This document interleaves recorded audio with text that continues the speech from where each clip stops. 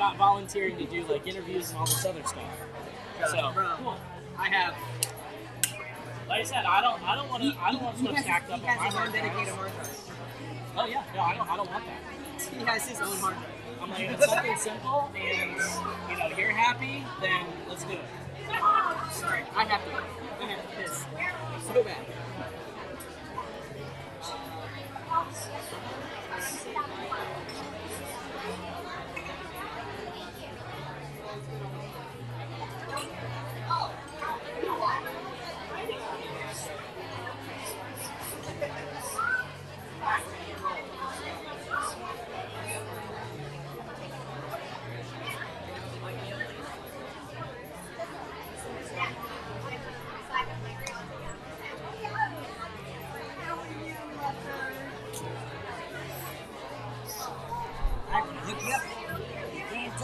Now Eric's gonna have to fix it. Oh, I know. I'm a fiddler. What did I say? I walked out there. I said, walking, and it's way out here. I'm going, oh, that's not gonna That's work. okay.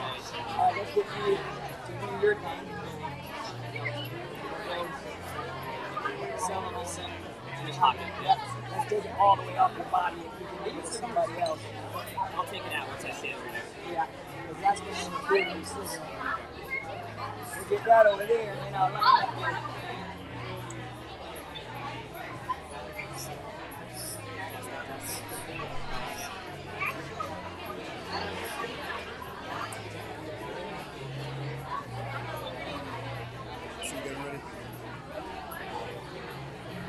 What's up, man? Good to see you. Oh, thank you. Appreciate it. You forgot something. All right, let's give it a check. Testing. Ooh, got some juice. Got some juice. All right, beautiful. All right, we're going to get started, guys. If you wouldn't mind finding a seat. There might be still, actually, probably not availability on this side, so find whatever seat you can, and we'll get rolling. Okay, you guys don't have to sit up here already. I need to introduce you, but you're welcome to stay. You're welcome to stay there as well. The panelists are already sitting and ready to rock, man. Ready to go. All right, let me ask you this: how many of you, this is your first time ever coming to one of these panels? Do we have any newbies in the room? All right. So we do have a tradition. You have to give us 10 push-ups. No, I'm joking. It's nice to meet you, though. I'm not. Okay. So, simmer down now, people. Simmer down. Let me just quickly introduce our platform so you guys know what we're doing here. And then we will be diving into our panel today. And I want to introduce you to a couple of our sponsors as well.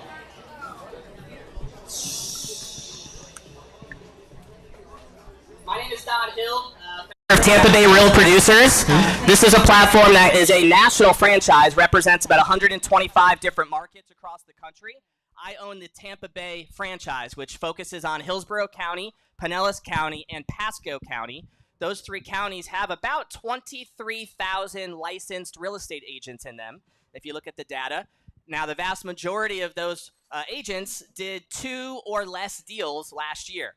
So that's not necessarily what we would call the top producers in our platform. What we have done is build our community around focusing on partnering in various ways with the top 500 producing agents in the market.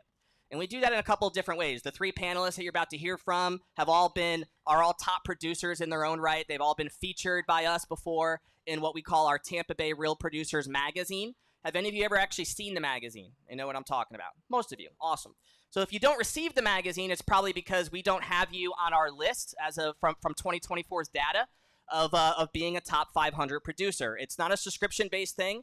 If you are a top 500 agent, which last year would have meant that you would have had to do about $13 million or more in volume to be in that list, in that top 500.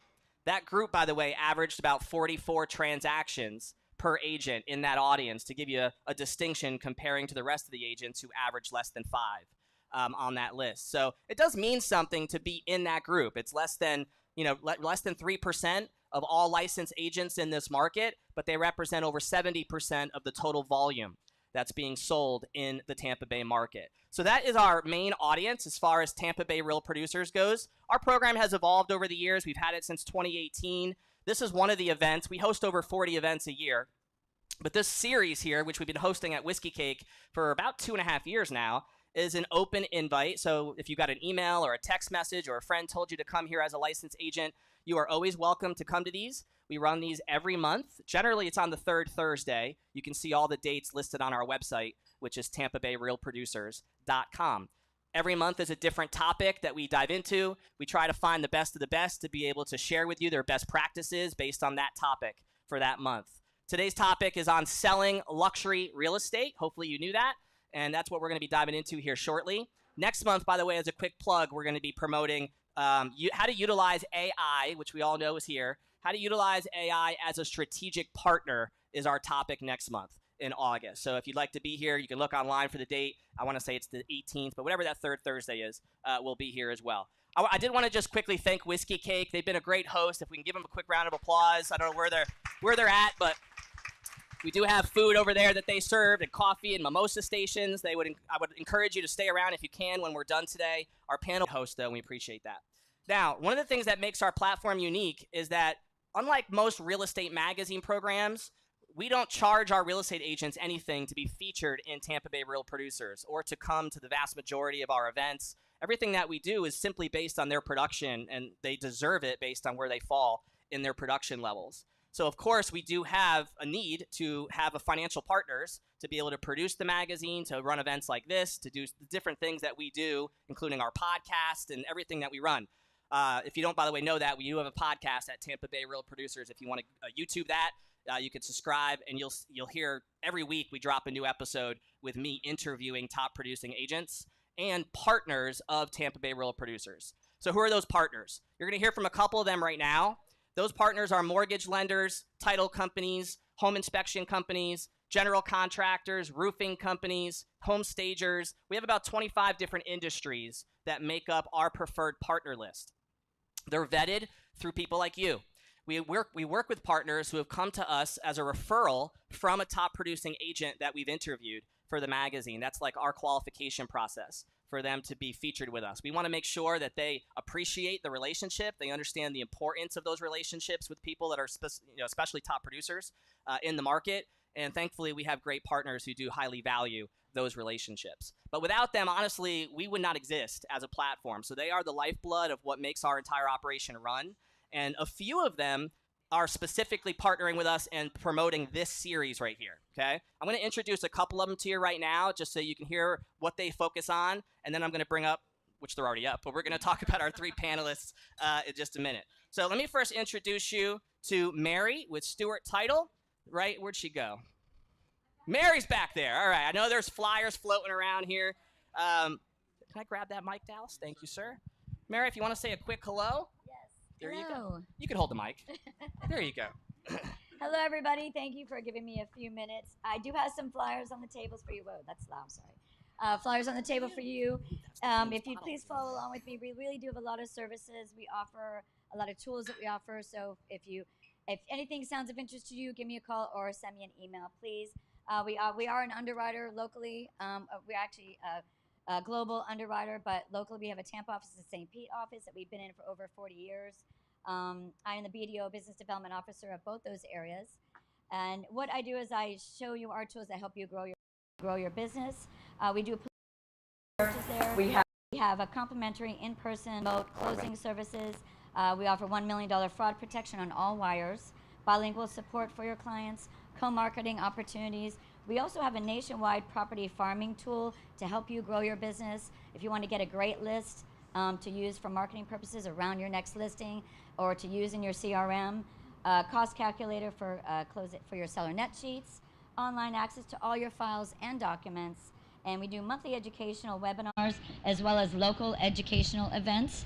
And you'll see on your table this flyer, if you'd use that QR code, me, Stewart Title is partnering up with Lincoln Lending. I think you've all heard of Frank Cotto, Frank the Bank Cotto, on August 7th at STAR, the GTAR on Kennedy. So if you use that QR code and register, that'd be great. And thank you for your time. You want this? All right. as well to the team at Home Stretch. I think Jen is in the house. There she is. There she is. Dallas has already got the card, Jen. I'm your mic runner for today. Thanks, Dallas. I am Jen Ranke with Home Stretch. My team back there is Jakari Banks and Chris Chimino. They're in the corner. We have been introducing ourselves to you guys, and I love the fact that we're partners because that's what we really focus on is partnering with agents like yourselves. We do home cosmetic updates to get them ready to list. So I know we're about luxury properties today. We know you've all been in properties that aren't there yet, and that's what we do. From home clear-outs, the painting, flooring, landscape cleanup. You're already doing this stuff for your clients. We want to be the person you call to help you navigate that process. So one call and does it all. We have options that help you finance at closing for those cosmetic updates, and we'd love to work with you. All right, Dallas. Thank you, Jen. We appreciate your support as always. All right, like I said, we have about 25 different industries. You're not going to hear from them all right now. But let me bring up Triton Insurance. Tiffany and the team is another one of our preferred partners. And Tiffany came prepared. She came with alcohol to give away to the group. If you put your business card in this box, we're going to do a quick drawing. Whoever is the winner is going to go home with this beautiful bottle here that Tiffany brought. So real quick, we're Triton Insurance. We do everything aside from health and life. So if you got high value or even high risk, we have a market for it. And we also represent over 55 different homeowner companies, which is kind of a rarity in this market. And we also have over 500 five-star Google reviews, which is pretty incredible for an insurance company, because let's face it, most people don't like insurance right now. So on to the bourbon. Let's let the audio engineer guy pick. Yeah, all right. Get somebody in there. Woohoo! Put the pressure on me. It's like Walter? Walter Walding? Walter Walding? Walter, there we go. We got a winner. I'm gonna re-raffle. I'm not a drinker. Whoa, all right. It's on you to pick the winner. Walter's picking another winner. Let's pass it on. Let's see. What do we got? Valmy. No, this one. We had to use some of their business cards up front. Next. Tina? We got a Tina Kahari? Kahari? Tina Kahari. Is there a Tina? There's Tina. Congratulations. Yes. All right. The Glad I perfect went to winner. somebody who A would like Kentucky it. bourbon fan. Thank you, Tiffany. Walter, that was a bad move. You could have impressed a client with that as a gift. That's the Opportunities, luxury- Walter. That's a luxury real estate lesson. Tina's very grateful, though. And speaking of Tina's, I'm going to have Tina with HWA come on up next to do a quick introduction. Thank you for being here, Tina. Thank you so much. Good morning, everyone. I'm Tina Romanek with Home Warranty of America, and I'm super happy to be helping sponsor today's panel. At HWA, we believe in delivering top-tier personalized service, which is something that has helped us earn 2025's Best Home Warranty Company by U.S. News and World Report, which is something we're super excited about. But regardless if you're working with first-time buyers or luxury clients, we have customizable plans for every buyer's needs, delivering value and peace of mind with every transaction. So if we haven't connected yet, maybe after the panel, let's chat and see how I can help you, your business, and your clients. Thank you, guys. And once again, I'm Tina Romanek with Home Warranty of America. Thank you, Tina. Appreciate it. One of our newer partners that is here today, which ties into our topic actually next month, and that is Thomas here with Stellar AI Solutions. Thomas, want to say a quick hello about Stellar AI? Hello, hello. You guys awake? You guys awake? All right. Well, like you said, my name is Thomas. This is my first meeting here as a preferred partner. I'm super excited to really connect with you guys. Quick question here. Who here has been leveraging or using AI in their business? Let me just see a good hand. Okay, AI over here. You guys are probably starting off like ChatGPT, right? Well, there's so many other ways that you can use AI. In my company, we basically build out AI-powered systems and AI assistants. I know because I am in your space 5 years now as a real estate professional. I wholesale. I'm an investor, a land acquisition guy, that we wear so many hats, right? You're being torn left and right. You're trying to get the deals done, but you got to do market analysis. You're sending contracts. You're doing all these things. And all of those little tasks just eat up your day, eat up your time. Can I get an amen?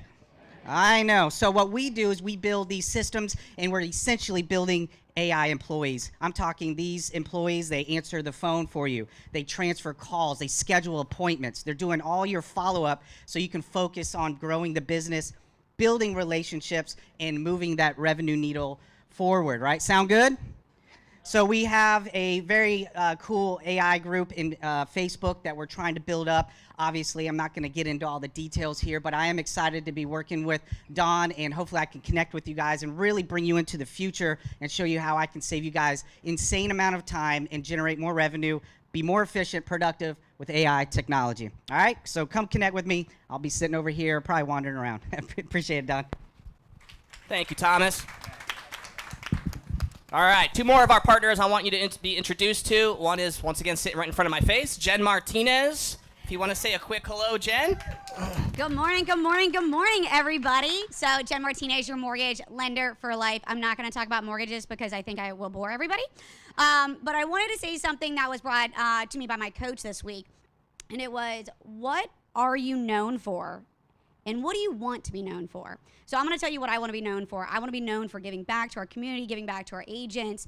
And I hope that everybody takes the time to sit down today and say, what are you known for? Ask 3 people, like, what am I known for? And then if it's not what you want to be known for, make that shift and pivot in your life and in your business today. Jen Martinez, your mortgage lender for life.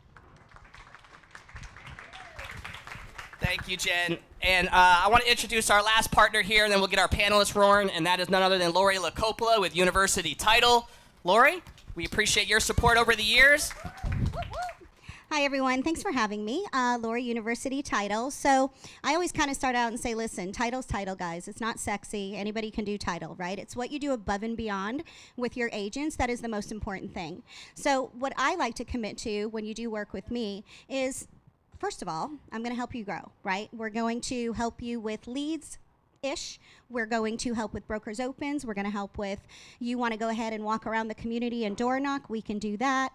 Open houses, just all kinds of stuff, right? So that's who you should be partnering up with.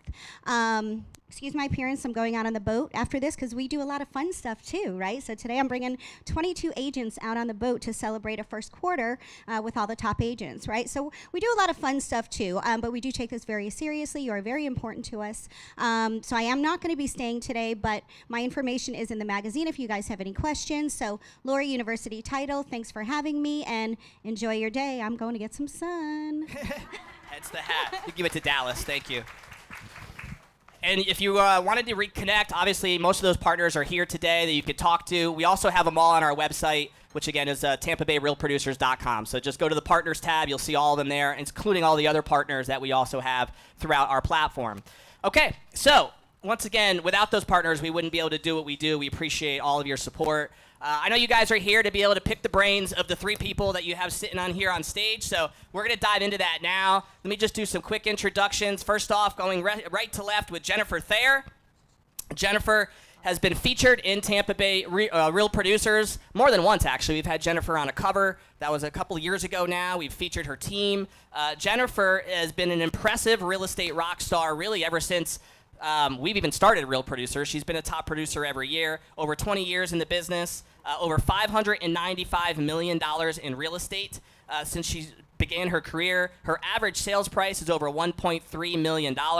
So when you think about somebody who's obviously doing the work and focusing on luxury, Jennifer has that background in that story, does a lot of luxury over in that St. Petersburg area, but really all throughout Pinellas County as well. She is, of course, top 1% throughout the course of Tampa Bay. She's also, if you listen to our podcast together, you would get a chance to hear her background and the story of how she got to where she is today, starting with that one St. Petersburg back in 2018, where she sold 67% of the building's residences at that time. And so we dig into that whole story on the podcast that you can check out. Jennifer, thank you for being here. Let's give her a round of applause. All right. The gentleman that you see in between the 2 beauties here is Mr. Dallas Cofield. And Dallas is probably very well known. I think many of you are here today because of Dallas's promotion. He's somebody who's well connected in our community. He's been in this local community for over 33 years. Began primarily in the luxury home market. So that's why we wanted to have him on this panel to talk about those early beginnings and how quickly he got into luxury and what that did for him. Dallas is one of the leaders over there with the Keller Williams Tampa Central team. I know some of you are here in the house right now.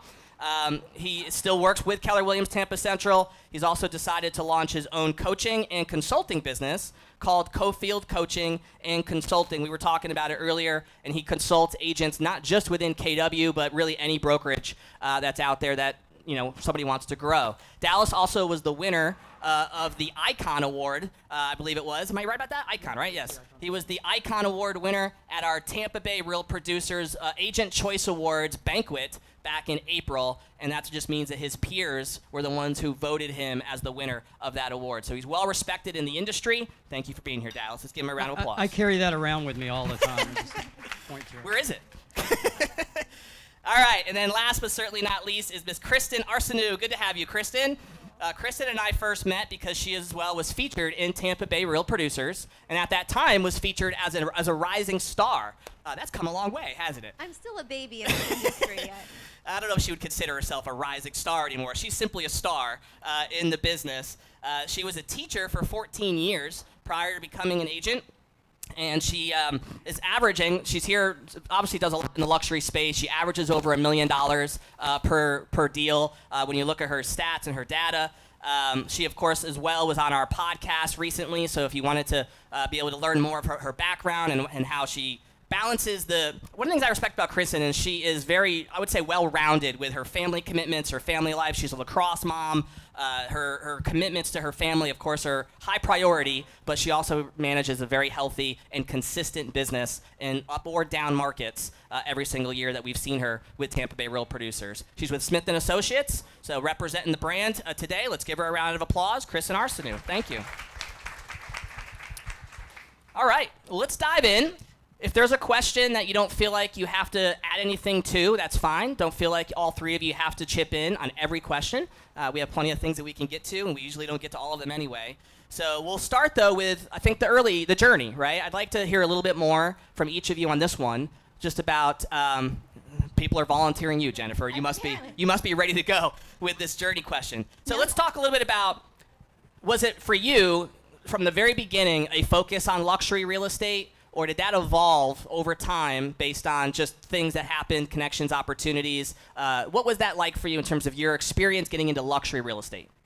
It's hard to keep this one brief after we talked. So this is my 34th job since graduating college. And I worked through high school and college. So my journey started back, I studied interior design and architecture. Then fast forward out of college, I was working in that field. Ended up getting a job on Wall Street. That got me to a job in internet companies and venture capital firms in LA. The reason why I'm telling you this background is I didn't get into real estate until 2005, right? And then I left. So the numbers that Don provided you were actually from 2018 and now, because I left when the market went down, and I realized that was a mistake. But what got me here was a collection of all of these different sales jobs. And the reason why that's so important is I have been able to adjust to every type of person, to be close with them, to create relationships, to sell. What I realized was selling was kind of my thing, right? Being able to connect, and selling for me is relationships. So I got into this market in developer services, so very different than a lot of you have started, right? And developer services means that you are sitting at a desk and paying your dues, as far as I'm concerned. That is a dues-paying hard job, and they have you on a cap because they really don't have a huge increase in what you're going to make there. But what it does, and the most important thing to me, is relationships. So it gave me the opportunity to meet people day in, day out, and know the contract like nobody else. So I started at Signature Place in 2005, left the industry by 2008, got back in 2015, and then here I am today. Very cool. Yeah. And so, obviously, the beginning of that with the building you were in, there was a luxury component just with that building itself. And then that kind of, because of the relationships, is that what led you into focusing on luxury since? Yeah, so it's not a focus. I think I'm having a hard time with the focus. So it's the people you meet, right? Who you surround yourself with, the type of business you're doing. Because what I see as a pitfall for a lot of people is you discount the people that are around you, and you focus on something that you're not comfortable with. Right, and I'll say that, and I think we need to define what luxury means. For me, I don't know, I think people think 750 and above. I think those are great goals, but if you're starting in the 2 and 3, Debbie can tell you, she's on my team. We still have properties that we will list in the 2 and 3 and 400,000. It's not our favorite, but remember, these are people that you care about. These are relationships, and if you focus on doing a great job for everybody, your name gets out there. Makes sense. Okay. Dallas, we'll dive to you. So I was kind of a baby when I got in the industry. I had graduated from college with 2 liberal arts degrees. I had a degree in art history, but my focus was English literature. So nobody wanted to hire me when I got out of college, right? So I started waiting on tables. I just came here. My family's from this area. I came down here, started waiting on tables at a very nice high-end restaurant called Mise en Place. They're still great friends of ours today. I started making contacts there. I called my parents and said, I think I'm going to get my real estate license. And my mom goes, that would be great for you. My mother was a realtor. She knows I have terrible ADD. I just can't concentrate on things. And real estate's a great career, by the way, if you have ADD. Seriously, it really is, because everything's different every day. So I got my real estate license. I was a fledgling agent. I think it was one of the last really brand new hires that Smith had made in a long time, and I joined Smith & Associates. I thought, really honestly, that I was going to be a Seminole Heights realtor. We were pioneers up there, and I quickly discovered I'm not a pioneer. But I had sales up there, but I wound up getting a couple of sales in the Beach Park area, which were luxury listings. At around that time, I met a woman named Jane Spector, who, if you've never met her, you should. She doesn't live here any longer, but I will say she's one of the best realtors I've ever met. We formed a partnership. It was a great 5-year partnership that I learned so much about real estate with her. But I'm with Jennifer. Like, a majority of our business was luxury, but we never, ever 100% focused on luxury, because those early clients that were buying a $300,000 house or a $400,000 house turned into clients that 5 years later were buying a $900,000 house or a $1.2 million house. And then their parents were selling houses then. And so it worked out well. Jane was a little older than I was, so we had sort of 2 generations that we were working with. And it really helped kind of kick in that situation. And I will say, guys, the people you meet are the people you're going to do business with. And if you want to do luxury business, you need to put yourself in the place where luxury buyers and sellers are. So I did that around 2008. Chris McLaughlin tapped me to take over a 50-agent fledgling Keller Williams office. I wanted to do that so badly. It was ridiculous, and I don't know why. But it obviously was a good fit, because that was about 16 years ago, and I'm still there. And I love it, because I get to coach my agents, because I get to train people. And some of our top agents came to us as brand new agents, because they knew that they were going to get that coaching. And now, of course, I've started my own coaching and consulting business, because I had agents from outside of my office asking me if I could coach them. I'm like, yeah, let me figure it out. But yeah, the luxury market, I don't think you always have to target it, but your business is going to grow organically. And you want to make sure that you're at least putting yourself in the position where you're going to probably get luxury clients. Yeah. Cool. We're going to dig into that, of course. Kristen, we'll go with you first and your experience so far. Piggybacking off of that, I went in knowing that I eventually wanted to shift into that luxury realm. I'm still very new in this business. I wasn't licensed until April of 2021. So it was just a very different time. It was a very fast-paced market. And I will say that I was 99% buyers. And I feel like that propelled me. Working with those buyers, they've turned over into sellers now. I think the most strategic thing I did was, at first I partnered with a brand name that was recognizable and synonymous with luxury across the board, because we had a lot of influx of relocation coming into the area, into this market. So I was with Berkshire Hathaway. From up north to California, everybody knows that name. It's not very random. It's more synonymous with a luxury vibe. So I decided from the get-go, everybody was talking about, well, you could go somewhere and get a split that's, 100%. And like, that did not matter to me at the time. At the time, I was willing to invest in a brand name to carry me, because I had no name. I knew that my time with Berkshire was going to be limited because I had my eye on Smith & Associates. In the South Tampa market, in the St. Pete market, Smith & Associates is synonymous with high-end buyers and sellers. And I had that strategy from the very day I initiated my first class in real estate. So about a year into, or almost exactly a year into having my license, someone had recommended me at Smith. They called me, and the rest is history. But I'll say that knowing that I wanted to be a higher end, obviously I still do, and I mean, I sell anything at this point. I knew that I needed that brand, or I needed that camaraderie and collaboration that Smith provides in that space to be able to kind of become also synonymous with luxury. I'm primarily now, I was in Wesley Chapel, I'm primarily now, I've moved to South Tampa, and that was also strategic. The price points in South Tampa, I mean, you're looking at 1.5 for an entry-level home. It makes it quite easy to transition when you're surrounded by that type of caliber of home. Yeah, and it's interesting because you hear not necessarily two different strategies, but I think both work, obviously. There's the thought of focusing on developing your relationships. Maybe that's with your immediate sphere, your immediate network. And if those relationships happen to be luxury driven or luxury based because that's your network, then naturally it would make sense that you're going to evolve more of that, and that is going to probably be the focus of your business, right? But like in Kristen's case, that wasn't necessarily what your experience was because you didn't have that network when you first came down here. I'm new to Tampa in general. I'm not born and raised. I have not had a circle. I mean, I'm growing my circle now, but I'm still very new to the area, and those relationships I'm building. So I had to start somewhere in order to meet people, build those relationships. If I would have straight went that route, it probably would have been a much slower process. It does work, and that's what I focus on now in my business, but the immediate was a little different.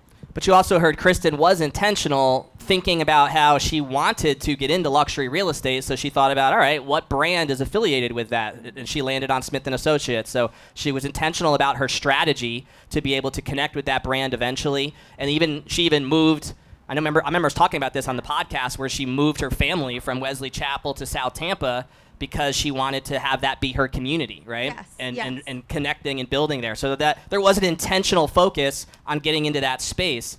And all three of you obviously have experience with selling in quote-unquote luxury and non-luxury. But I'm curious, since obviously this panel today is about luxury real estate, there's the obvious benefits of luxury as an agent, which a lot of people, I think, look at it in the game. They say, hey, if I'm going to put the same amount of work in, I'd rather sell a $2 million home than a $300,000 home, right? Obviously, the commission speaks for itself as to why that might be an obvious benefit.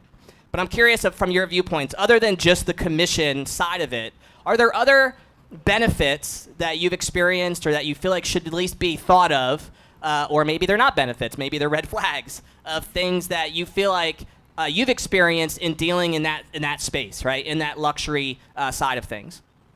Anybody have a thought on that? I'll grab it. Go ahead, Dallas. I've made some amazing friends, from people that I didn't even think, I probably wouldn't have known before then. I gained a luxury client by accident, not by accident, but a little by accident. I was taking an agent's business.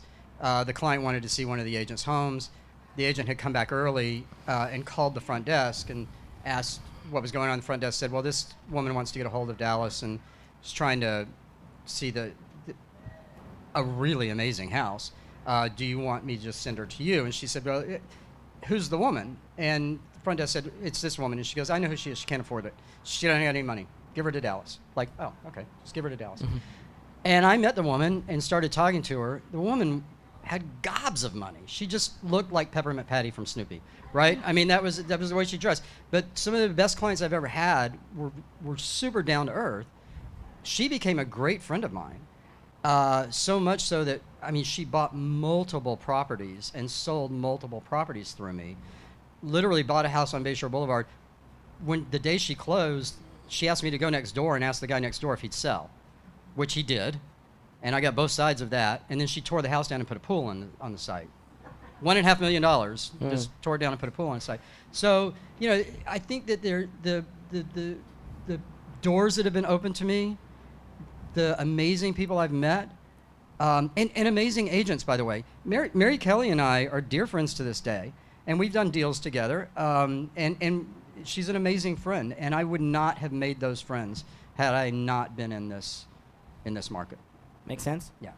Anybody else have something you want to add there?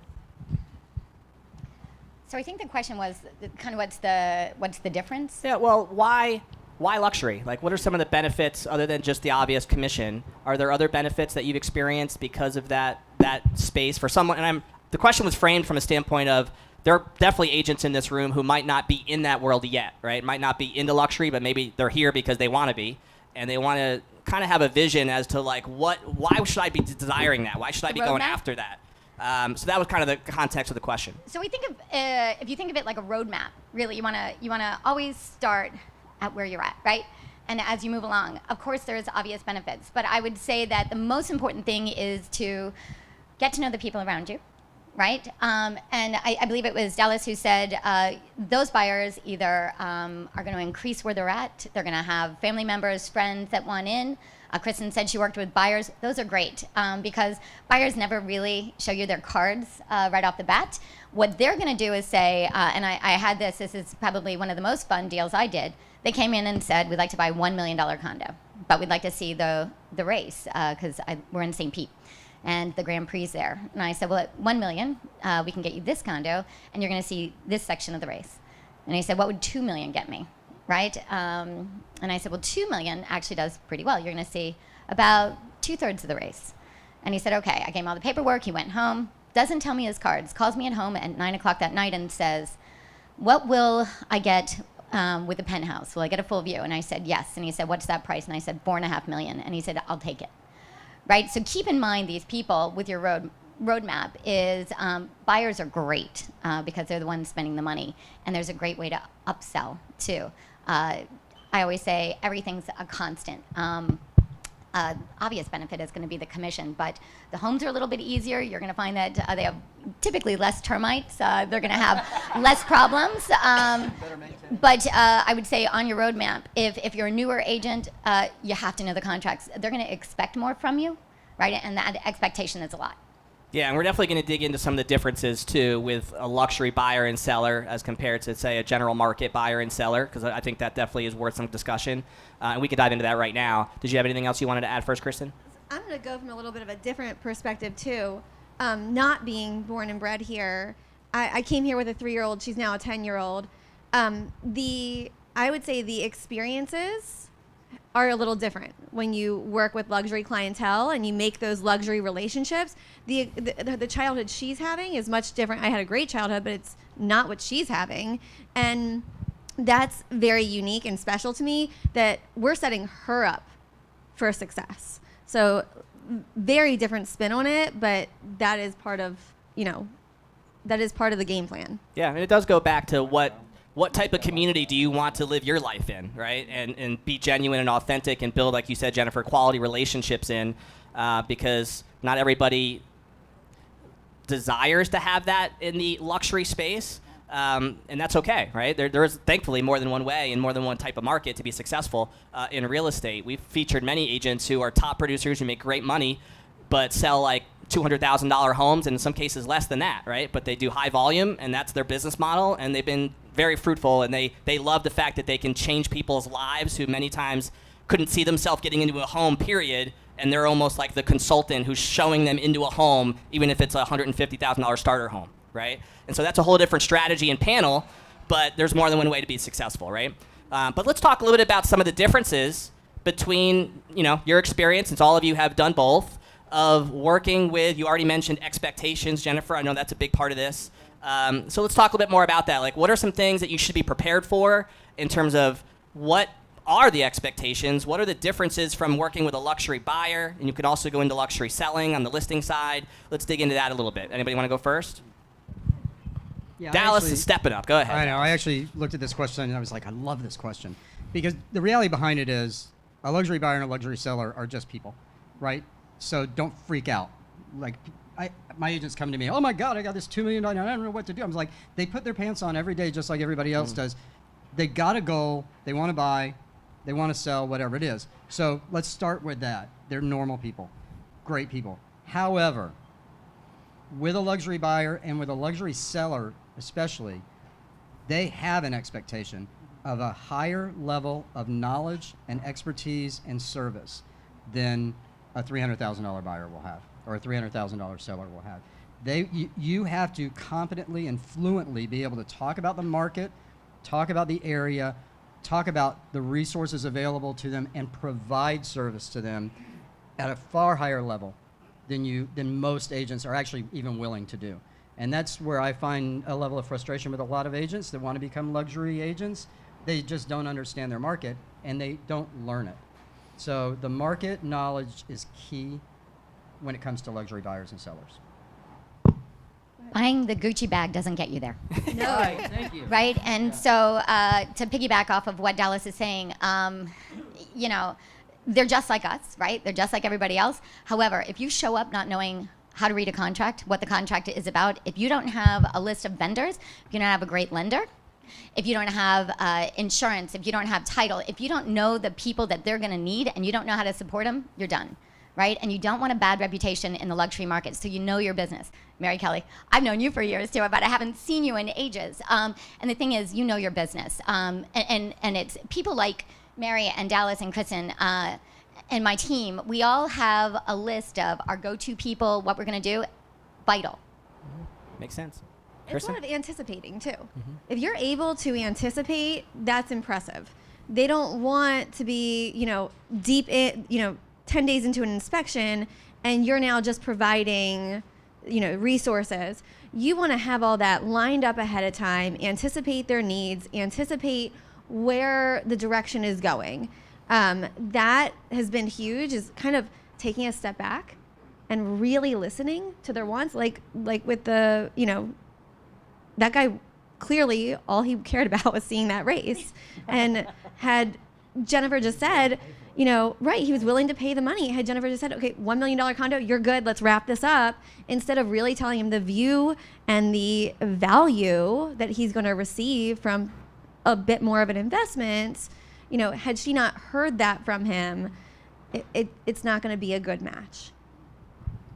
Are there some differences as well tied to like the actual mechanics of things that come up potentially at the closing table when you're dealing in a luxury transaction compared to, say, a standard transaction? Are there things that you've experienced or seen or heard of that would be more unique than something that you might deal with, you know, otherwise? There shouldn't be things that come up at the closing table. That's the whole point. It should all be done ahead of time, and you should know it all. If you've got things coming up at the closing table, you haven't done your job. Yep. And by the way, you should always be at the closing table. I don't know where this thing came from that realtors don't go to their closings anymore. Your client is paying you a lot of money. Go to the damn closing. Yeah, I don't think things have come up at the closing table. It's more things come up on the process of getting there. Like I just launched a little bit over a $4 million listing. That was somebody I was working with for a while. They're friends of ours. They left for summer. We really weren't going to do anything. And they're at their vacation home in Montana. Lo and behold, they give me a call 4 weeks ago and said, let's list it. We're not home. You can handle everything. You know, I walked into their house and it's beautiful, but it was not ready for photos the next day. They very much had laundry going and, you know, things that happen when you leave for vacation. So the expectation is that I just took care of it. They didn't want to fly home from Montana. They didn't want to stop their vacation. That's okay. I've got people. I've got the ability to take care of it. And that trust is huge. I mean, they didn't even look at the photos. They just were like, go sell our house. I agree with her. I'm going to say that being the seller's agent, you have to make sure you have everything in line. You have to make sure that when it comes to the inspection and your client's agreed to get things done, you're with them every step of the way. You don't want to go to the walkthrough and not have everything completed, because some of the worst deals I've done, and nobody's here so that I can talk about them, they represented a seller. They didn't get the job done, right, when it came to the walkthrough, and it was a disaster. not on me, not on my clients. The seller's agent just didn't complete it. And so now it looks bad on the seller and the seller's agent. So those are some of the things. You have to make sure that you do what you say you're going to do and get the job done, right? That'll get you the next job. Yeah, that makes sense. And we've touched on a little bit, you were talking about your story earlier about the buyer who just wanted to see the race, right? And so that might be a unique thing that you probably wouldn't experience very much maybe in the non-luxury market.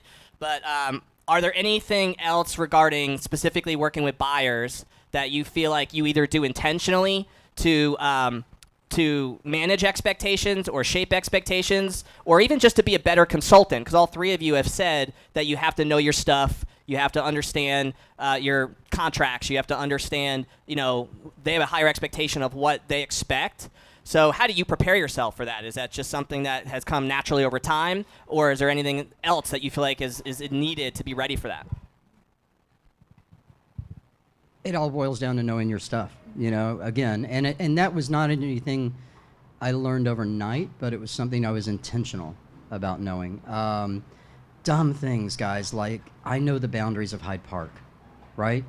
There are a lot of agents that don't seem to. They tell me I got a listing in Hyde Park. No, you don't. It's nowhere near Hyde Park, really. Knowing the boundaries of the neighborhoods, that's simple. What's historic? Yeah, I have agents that'll come in. I had a house listed in Hyde Park. An agent came in with her buyer, and the buyer didn't love it. And she goes, "Well, you're really just looking at the land. You can tear this down." I'm like, "No, you can't. This is a historic property. This is a luxury buyer's agent who didn't know that." And so I think with buyers, and I want to say really quickly, buyers aren't liars. A lot of people love to say buyers are liars. Either we have not done a good enough job of doing a great consultation with them at the start, which with a luxury buyer, that's super important, or they're holding their cards back a little bit. And a lot of times they hold their cards back. But I don't know that I did much different for my luxury buyers than I did for my ordinary buyers, because I always tried to provide the same service for everybody. Gotcha. Yeah. I do think you only touched on asking the question. The question is so important, right? The communication. So one of the first things I always do is say, how familiar are you with, and then you say the neighborhood. And if they say they don't know, and I say, oh, great, I have so much to tell you. What other neighborhoods are you looking at, right? Because now that's going to tell you either they are specific, are they in one neighborhood, are they going to Sarasota, Clearwater, Naples, and then you start to narrow it down. And through the questions, I always call it the funnel. So you're gonna funnel it down to figure out exactly what works for them. And if it doesn't exactly work for them, you know how to tailor your conversation to point out the features that work for them, right? So it's all about asking the question. The conversation is the most important piece. I had buyers come into one of my listings, and it was a nice listing. It was around $900,000. And their agent knew nothing about it. Was a resort-style community. It had certain rules, certain things were allowed. It had a certain lifestyle to it. It had a lifestyle committee. It had, some nuances to it. And the agent literally knew none of that. And that's okay. I'll share as much as I possibly can to make your life easier. Well, it wound up storming, like a torrential downpour towards the end of our tour. And we kind of got trapped inside the house for a half hour, in which they asked me all sorts of questions while their realtor sat and scrolled their phone and just completely checked out of the conversation. And that was okay. I was willing to give as much information as humanly possible. And we just had a chat, and it was friendly and kind. So that was a Friday. Sunday evening, I get a phone call at 9 p.m. from them. And they basically did not want that house. It was not right for them. But they also, this was before buyer broker agreements had to be signed. It was also, that agent clearly did not display knowledge in an area that was valuable to them. They needed to know those nuances of the neighborhood. We ended up working together. It took us about 3 months to find their dream home. They text me once a week, their view and, the things they're doing in the neighborhood that they love, and thank me. They sold with me, and, they wound up buying a little bit more expensive than their budget was. It was all because of I sat down and had a conversation and heard them. Yeah, that's an awesome story. I think the importance of being a true consultant is taken to heart there. And I don't care what market you're serving, that really should be the case with all successful agents, is understanding what your client really needs and having a process in place. You called it the funnel, Jen, where you actually are positioning yourself as that true consultant. I think that's really, really critical. And it is a common pattern, by the way, that I see in a lot of the top producers that we interview on our show and obviously here on the panel. I want to talk a little bit about things that make sense or that you've done successfully to attract the luxury market as well. But as we lead into this question, and you can think if you want about some of your like marketing philosophies when it comes to luxury specifically, anything maybe you've done successfully to attract even like out of area buyers, sellers, etc. So think about that a little bit in terms of how you want to answer that. But I was thinking as you guys were talking about, and you brought up the Gucci bag earlier, Jennifer, like the agent who maybe has a desire to get into luxury, but maybe at the same time has a little bit of like imposter syndrome going on, right? Where they're not quite as confident that it's the right space for them because maybe they've never been in those circles before. I think, and I don't know your background entirely, Kristen, but your background as a teacher, like most teachers of 14 years are not working in the luxury world. Many of you know, I mean, I'm friends with a lot of the agents in this room. I had extreme imposter syndrome. Even walking into Smith & Associates, I sat in the back. Now I sit at the front table. I was almost felt like I shouldn't be there. I mean, when you've got a Tracy Burns, a Mary Kelly, an Ed Gunning, when you've got these major luxury and uber successful agents, you almost feel like, what am I doing here? I grew up with a nice life, but by no means was it a luxurious life or was it a high-end life. I grew up very middle class. And that was my initial background and my husband's initial background. And so, we did not drive fancy cars or have, this, it was a different caliber.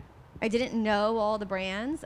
I had to really, what was more important than all of that and knowing those items was me taking hours, because if you've ever been in a Smith & Associates Tuesday morning meeting at 9 a.m., they say names of streets like, it's nothing, and you're supposed to know exactly from that number and that street name exactly what neighborhood the house is in, what position it is, where it sits, how it's appointed, and is it waterfront, is it not? You're supposed to know that just by the address. Yes, it is, right. You're supposed to know that.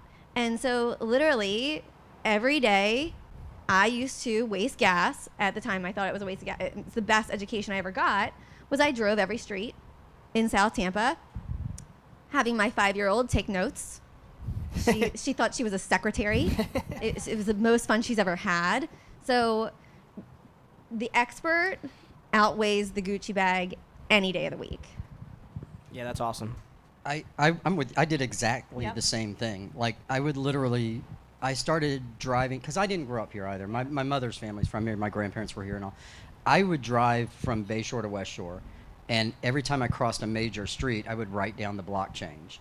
So I knew that 3100 was MacDill, and I knew that 3800 was Dale Mabry. So I knew all of that, and I would write it down and figure it out. And I even would get in my car and drive out to new home communities and drive through them, so I knew that and had that knowledge. Driving around town is great, guys. Get lost. Drive around town and get lost. You're going to have to find your way back out. Nobody gets lost these days because we've got nav systems. But, I did the same thing. I'm the poster child of imposter syndrome. Like, I beat myself up constantly with that stuff. But going back to the original question of marketing towards these people, I would say that 90% of my business was homegrown through relationships. And I target marketed. I'm a big fan of circle prospecting, especially if you have a farm area, and I'm a gigantic fan of having a farm area. The farm area is going to concentrate your marketing, but it's also going to be a great way to get known for a certain area. Jane and I used to work Beach Park. We had a substantial amount of the business in Beach Park at one point. I think we had like 75% of the listings at Beach Park at one point. Great place to do it. Jane moved away. I was living in Palmacia. I moved to Hyde Park at that point, and I just started target marketing my part of Hyde Park, which is between Rome and Howard. And I know that at one point I had 8 listings within 2 blocks of me. There's something really nice about doing that, right? Because you get a call to show a house and you can walk to it. But it was getting out in the community, meeting people, going to community events, things like Pavilion at the museum, the hospital fundraisers, lots of those things. Those things work, guys. If you're young, there are a whole lot of programs for young people out there. The Balcony Club at Tampa Theater. Stovall House is a cheap membership if you're young. Yeah, Stovall House has a cheap membership if you're young. Some of the other clubs do as well. That's where your marketing and networking is going to come from. I will not discount at all Instagram and Facebook though. So be very cautious about how you're posting on these things because people are checking them. An agent walks in my door that I don't know and wants to join my company, I'm stalking them because I want to find. And by the way, I have not hired people because of their Instagrams, because it's just like, yeah, this looks like scary. So make sure that you're posting, you're watching, because that's your brand, guys. That is absolutely your brand, and people are looking at them. And especially there's a new generation of very wealthy young people out there, and they are looking at these things, and so you need to market yourself through them as well. The Gucci bag isn't worth what you think it is. People want polish, but overly flashy. And by the way, a lot of my super high-end clients did not own Gucci bags. That's how they became super high-end. Mm-hmm. They weren't spending $10,000 and $15,000 on a handbag. So makes sense. I have Go ahead, Jennifer. 2 agents I like to follow. And it's because I think we all kind of feel the same, the imposter syndrome. How are you going to make it? What are you going to do? And you don't need to move into one of our neighborhoods, right, to make it. I think that's one thing, right? But what you could do is your sphere. I went and just talked to one agent. He's doing some really fun stuff with videos, and he's in a neighborhood that's not very wealthy. But imagine if he took the market there. So I'm not going to talk about him, but I'm going to talk about another agent. She took the market in a neighborhood in St. Pete. It's a modest neighborhood, but it's a great neighborhood. They have a lot of community. So she started all these little events. And the one thing I was kind of excited to learn was she has a QR code. She gives everybody a postcard, sends out a QR code to join a private Facebook page for that neighborhood, right? So if you're thinking about your neighborhood and you want to meet your neighbors, do something clever that invites your neighbors to learn about you, to learn about the neighborhood, to learn about what's going on. I think that was one of the most valuable things I learned from an agent. Again, modest, she's killing it out there in these $300,000 to $500,000 homes. The other guy, this is years ago, so I don't think we're in this market, but it's still a fun story. He ended up being homeless because he spent too much money on real estate. But he gambled and won. He was extremely successful maybe 10 years ago. And I mean, he's still out there. So if anyone knows him, don't tell him I'm talking about him. But he rented a car service. And he would pick people up from the airport with a car service because his car wasn't good enough. And he would do luxury. And so he was targeting areas, land back then. He was trying to sell land. And I thought it was the neatest thing. He had one suit, and he would get that suit cleaned. He had one brochure that he would use and duplicate, and he had a car service. And that's how he made it to where he is. And that was his imposter syndrome, saying, I'm going to make it by kind of faking it. I'm a huge believer in open houses. Yeah. I mean, I go to those high-end agents in your office that have those beautiful listings that they don't have the time or desire to sit the open house Saturday and Sunday, do it for them and do a fantastic job. Not only are you meeting people that are interested in the area, but every time you put out a beautiful spread or have champagne or really make it look like you put efforts into it, if you don't think the neighbors are coming in, that's almost like an interview. They're interviewing you. So it's more than just you're not just trying to sell that house and people say, oh, you're collecting buyers' information. Okay, do that part, but think of it more as an interview for future sellers. Yeah. That's huge. Yeah, I mean, we've a nosy neighbor. Go ahead. Yes, the nosy neighbor is what you want because the nosy neighbor their is value's a there. potential client. Yes. So we've talked about farming area and the importance of identifying that. And by the way, one thing I thought of when you mentioned farming area, and you talked about your story, Jennifer, too, was you don't necessarily have to be a resident of that neighborhood in order to add value to the neighborhood. I was not a resident of South Tampa. I was traveling from Wesley Chapel every day to South Tampa to learn about it and create a market there. And it was a huge imposter syndrome situation when people would ask me about the schools and stuff like that. But I learned it and I knew it. And I could recite it backwards and forwards. I knew exactly, are you Roosevelt? Are you Gorey? I knew where you were. I knew some of the teachers. I, did all the back end work that you would have never thought, unless you knew me, you would have never thought that I lived in Wesley Chapel. You would have thought I live in Bayshore Beautiful now, and you would have thought that's where I lived the whole time.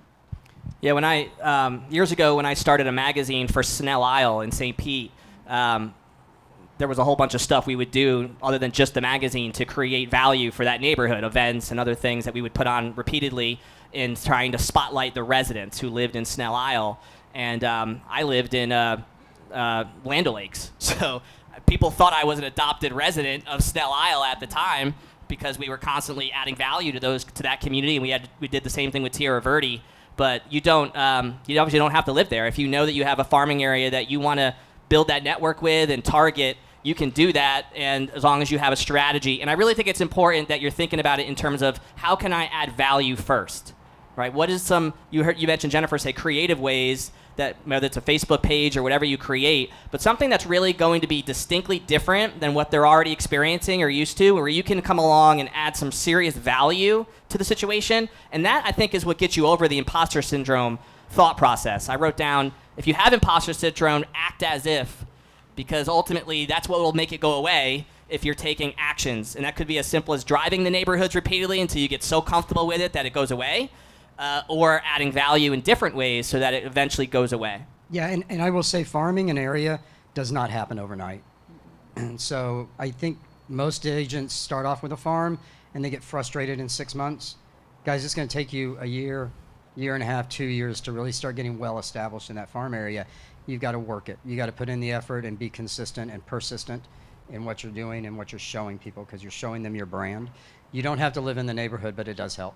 Yeah, for sure. I would say the start should always be in your own neighborhood, don't you? Wouldn't you all agree? Like if you're going to farm, so like I said, the agent who did that, she's known in the neighborhood. She throws parties. I don't know if she would be successful if she did that somewhere else, because I did not start farming in my home. Yeah. Because I lived in Wesley Chapel, and that was not my end goal. We always knew that we were moving, and so. Want to take the mic, Kristen? Sorry, I did not. Just a little. Yeah. Other side of the coin. I started farming where my first luxury home sale was. So at that point, I was in Sunset Park, and so that had a much higher caliber than where I was in Wesley Chapel. So that's where I started farming, because I could send out the just listed. I could send out the just sold. I could send out, the update. So that's kind of how I started it. And then that died off. I switched once I moved, and now I'm in a neighborhood that I want to farm. But don't let it, stop you from picking a spot that you aspire to get to. You just have to know it. Were you with Smith in South Tampa though? I was not. My first time around, I was with Berkshire Hathaway. Berkshire Hathaway is everywhere, so I probably went rogue. I probably should. I don't know if I should have done it or shouldn't, but my branding changed over, I think that probably 6 months into it, my branding changed to Smith, but it was still very much my picture, my information. It looked the same. I just wrote now with Smith & Associates at the bottom. Yeah. We have about 5 minutes left, so I have one other question, and we might have time if somebody has a burning question you want to ask. Just piggybacking into this marketing thing, have any of you intentionally or successfully marketed to people outside of the local market? Is that part of your strategy at all, or is that not really anything that you've tapped into yet?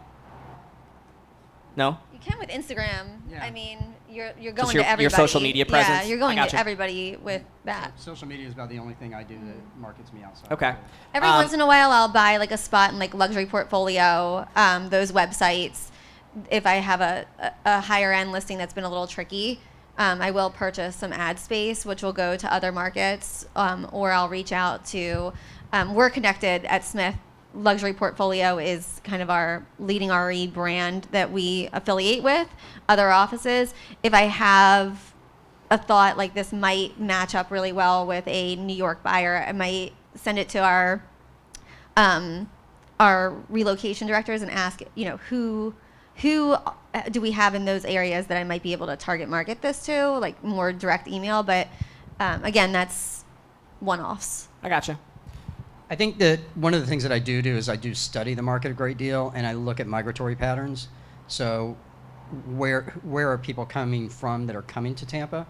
And I think that if you were going to market, you need to know those migratory patterns. Because if nobody's moving from St. Louis to Tampa, why are you advertising in St. Louis, right? Yep. But that if you're going to do it, do that.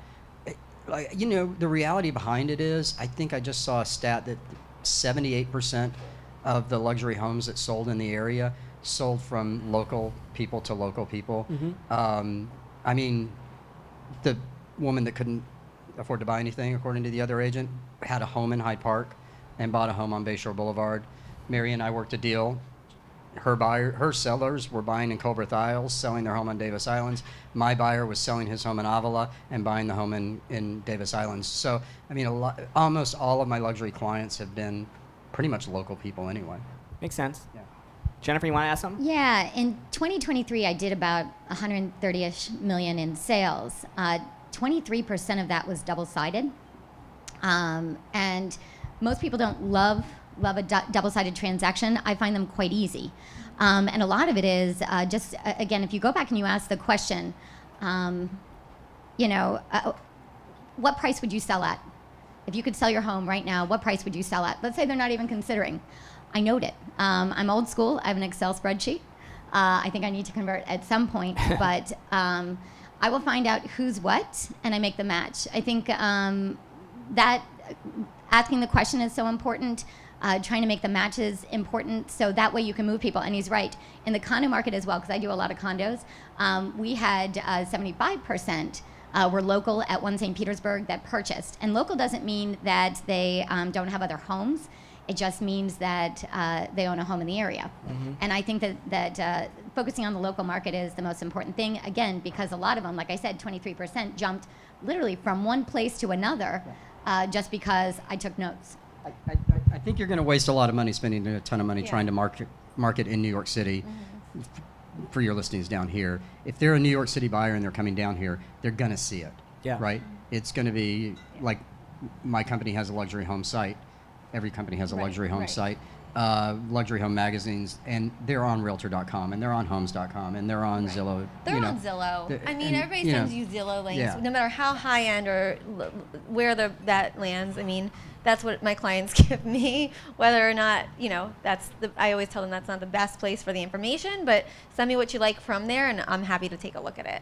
If you're somebody who's interested in connecting with some top producers who do a lot of business from outside of even the local market, two names that I know that I've interviewed on our podcast that come to mind are Evan Pedoni with Engel & Volkers and Jose Cardenas with Premier Sotheby's.